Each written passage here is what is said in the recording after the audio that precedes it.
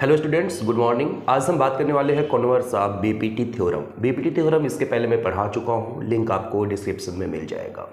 Converse of BPT theorem में क्या है, मैं उसके पहले स्टेटमेंट को पढ़ देता हूँ, बहुत अच्छे समझना। थ्योरम 6.2 है, इंपॉर्टेंट है बोर्ड के लिए। इससे ज़्यादा इंपॉर्टेंट बीपीटी थ्योरम है, उसको पढ़ लीजिएगा। मैंने अपलोड किया है, लिंक आपको डिस्क्रिप्शन में मिलेगा।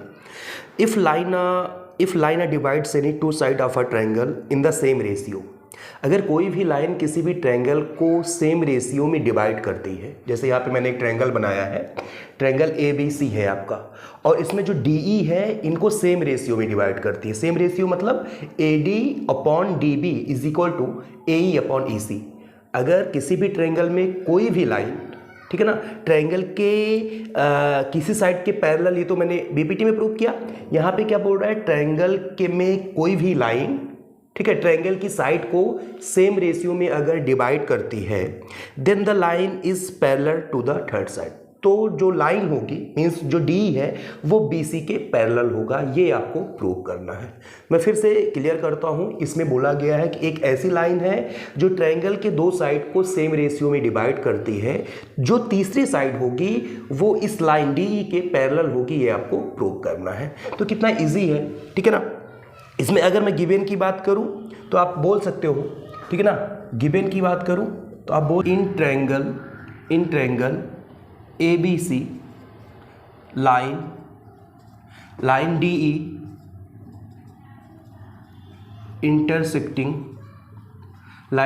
इंटरसेक्टिंग AB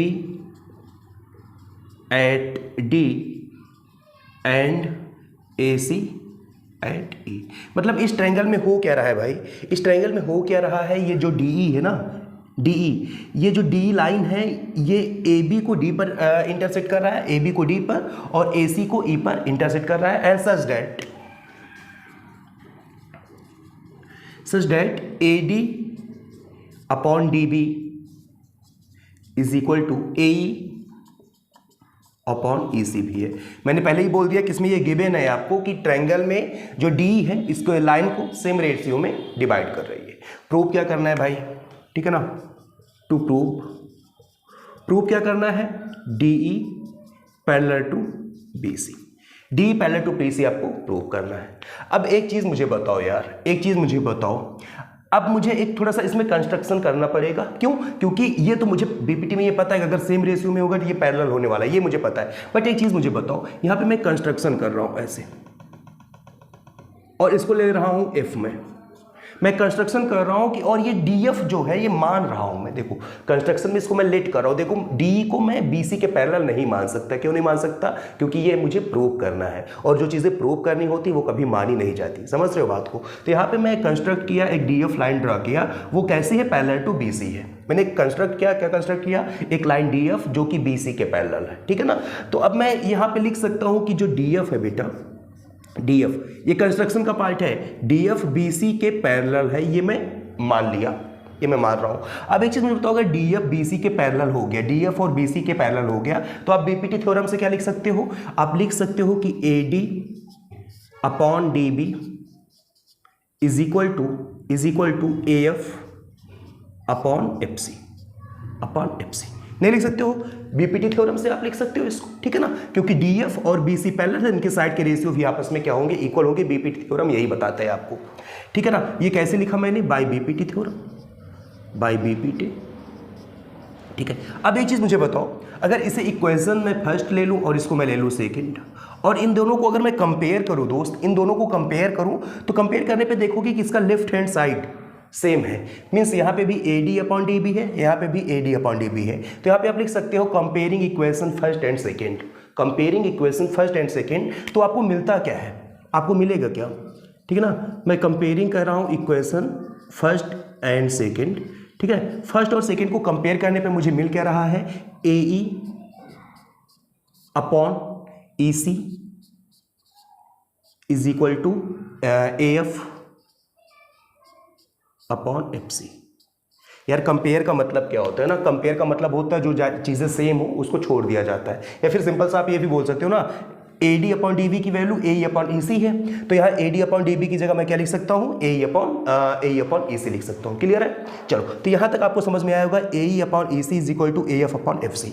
अब क्या करेंगे, अब दोनों साइड हम लोग 1 ऐड करेंगे। अब 1 ऐड करने पे क्या होगा, अब मैं लिखूंगा एडिंग 1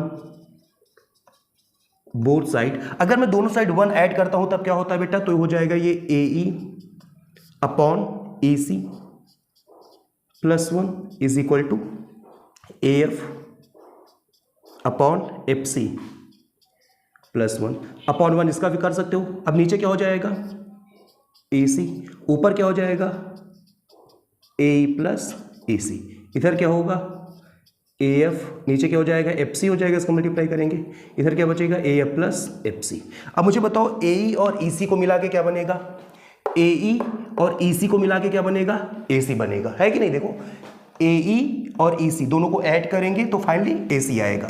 तो आप लिख सकते हो A C upon A C is equal to A F और एफ सी को मिला के क्या बनेगा, ए एफ और एफ सी को मिला के क्या बनेगा, ए एफ और एफ सी को मिला के क्या बनेगा, ए सी इज इक्वल टू क्या आ जाएगा, एफ सी आ जाएगा। ए सी से ए सी कट जाएगा, रेसिप्रोकल करोगे इनका तो आ जाएगा finally A C is equal to F C. अब एक चीज मुझे बताओ, ए सी और एफ सी इक्वल है, ए सी और एफ सी दोनों क्या है, इक्वल है। कब हो सकता है इक्वल, इसका मतलब है जो ये एफ पॉइंट है, एफ पॉइंट इसको किस पे होना चाहिए, ई वाले पॉइंट पे होना चाहिए, तभी ये पॉसिबल हो पाएगा कि ए सी और एफ सी आपस में इक्वल हो पाएगा। अब देखो डी पॉइंट तो दोनों के लिए सेम था, डी एफ और डी के लिए डी पॉइंट तो सेम था। अब ये एफ पॉइंट कहाँ पे आ गया, ई पे आ गया। क्यों आया, क्योंकि हमने प्रूव किया कि ई सी और एफ सी आपस में इक्वल है, EC और FC आपस में इक्वल है। अगर EC और FC आपस में इक्वल है, इसका मतलब जो F पॉइंट है उसको किसके ऊपर आना पड़ेगा, E के ऊपर आना पड़ेगा सेम होने के लिए। इसका मतलब जब F E के ऊपर आ जाएगा मतलब DE और DF दोनों सेम लाइन हो जाएगी।